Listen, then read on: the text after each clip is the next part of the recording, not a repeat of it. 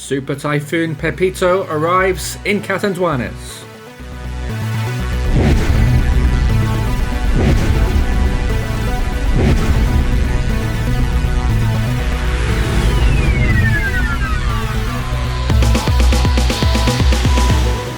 Here is the view earlier today along the coast of Catanduanes ahead of Super Typhoon Man-yi, the international name, Philippine name of course, Pepito. Reached Category 5 intensity earlier on in the day. It has weakened just a little bit since then, and it is now still 150 miles per hour Category 4, still Super Typhoon threshold at 14 degrees north, 124.4 degrees east. As you can see, it is on the verge of making landfall. Well, here it is in terms of the numbers right now. Of course, 150 miles per hour, that's 240 kilometers per hour sustained winds, estimated pressure 932 millibars, moving west-northwest at 15 miles per hour or 23 kilometers per hour. This is the latest as of 9 p.m. Philippine time, this November 16th. Extremely powerful storm and still not far off its peak intensity. Well, here's its position on the map, and as you can see, it is perched right over that island with a wind field up to 130 nautical miles off towards the northeastern quadrant. Slightly lower amounts on the land-facing side of the storm, but still very powerful winds, and Signal 5 warnings remaining in effect for Catanduanes, Caramoan, and east of Lagonoy. It is currently 8 kilometers from Lolong Point on the eastern tip of Catanduanes, 15 kilometers from Bagamanok, 49 from Virac, 138 from Naga, and 377 from the capital, Manila. Of course, Signal 3 and 4 warnings extending out, permeating out further towards the west as well. Signal 3 warnings extending towards Quezon, and Signal 2 warnings including Metro Manila. So damaging winds could produce catastrophic impacts on the islands near the storm right now, with winds of up to 240 kilometers per hour and higher gusts. A storm surge of up to 7 meters is also possible along the eastern coast of Luzon, with widespread areas getting above 3 meters, and heavy rainfall of up to 400 millimeters possible, mainly on the northern side of the storm's center, but possibly towards the west as well when it makes landfall in Luzon, further towards the north there. Projected track is pretty clear cut at this stage. It will be moving generally northwesterly and making landfall in northern Quezon or Aurora province, and then moving out over the South China Sea, and looking like it's going to dissipate by the time we get to the middle of the week, not far from Hainan Island and Vietnam, but its remnants could also drop lots of rainfall over central Vietnam later on in the week.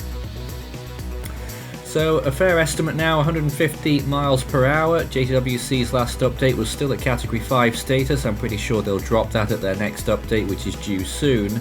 And the JMA at 140 miles per hour, Pagasa around 145 on their latest update. So pretty decent agreement between the agencies, which we've landed it pretty much in the middle there at 150 miles per hour, ADT close to that number too. This was the last Pagasa cone that we obtained. That was from 2 p.m.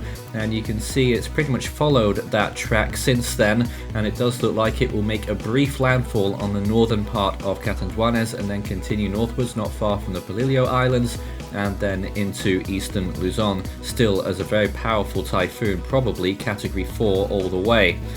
Well, there are the warnings. Signal 5 of course for those areas mentioned in pink. Signal 4 extending further westwards to Camarines Norte, and Signal 3 warnings for the rest of the Bicol region almost fully. And there's the storm surge forecast there, 3 meters or more in all of the red zones. That's quite a large area there, expecting a really substantial storm surge, even on the west coast of Luzon as well later on. So this is the GFS model, the forecast expectations there. Still a strong landfall into eastern Luzon, holds on to typhoon status on the other side into the South China Sea. Then it loses its strength. It doesn't survive as long as one of those other storms did lately. I forget which one's which now, there's been so many. And then it will continue westwards and then west-southwestwards towards Vietnam, where it will eventually die off. It will produce some significant windiness though, even along the southern coast of China there as well during the course of this coming week. Look at the simulated reflectivity and you'll see on the northern side probably has the larger amount of that red zone, which is really where those massive rain rates are. and that will obviously be causing flash and more permanent flooding as well. And you can watch that loop again and you can see how that progresses. You can see still on the southern side a lot of reds there as well, really going to be ratcheting up those rainfall amounts, especially over the parts of central Luzon there, the mountainous region towards the west as well. Of course, added on to all of those previous typhoons that we've had, this is the latest in a string of powerful typhoons that have affected the region. It's been one after the other. So northern side probably going to get the higher amounts of rainfall, especially in the immediate period. Of course, the storm's facing out to sea on the northern side, so it won't affect any land areas. But on the southern side, still significant amounts of rain as well for Camarines Norte and for parts of southeastern Luzon. Probably getting up and above 250 millimeters there, and up towards 400 millimeters where the final landfall in the Philippines will be on central Luzon. But look at Vietnam there. This is associated with the storm next week when it devolves into a remnant low. And despite that, still getting up towards 20 inches there in Vietnam, 500 millimeters in the central part of the country there, so really substantial rainfall. Well, sea surface temperatures are still looking good as well. That's obviously helped the storm so far, and it's pushing above 28 degrees Celsius, probably higher. These numbers read low, and into the South China Sea, those waters remain warm there as well. It's just going to be the other prevailing conditions that don't help the storm. A lot of dry air over there right now, which will really impede it, but still SSTs up and above 26 degrees Celsius easily, and probably 28 in quite a few spots there.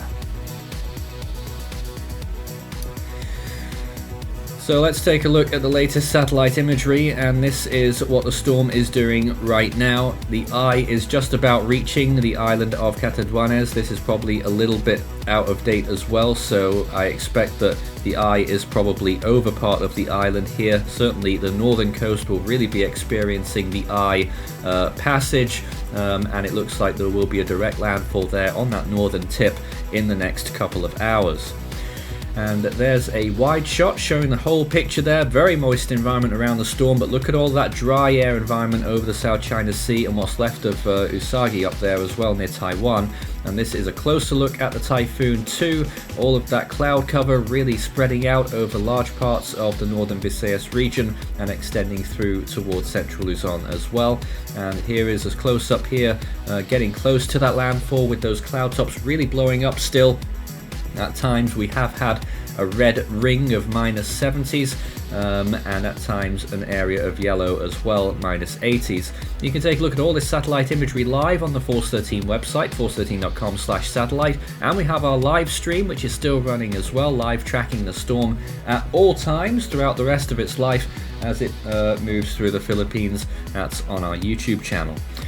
But its movement is still going pretty steadfast towards the west-northwest. If anything, it may have actually curved a little bit further westerly in the last couple of frames there, which brings that landfall even closer at hand and pretty much decides that it will be a landfall there. It wasn't quite sure whether we would actually see a landfall on Catanduanes, but this is a very powerful and catastrophic storm here for the Philippines once again.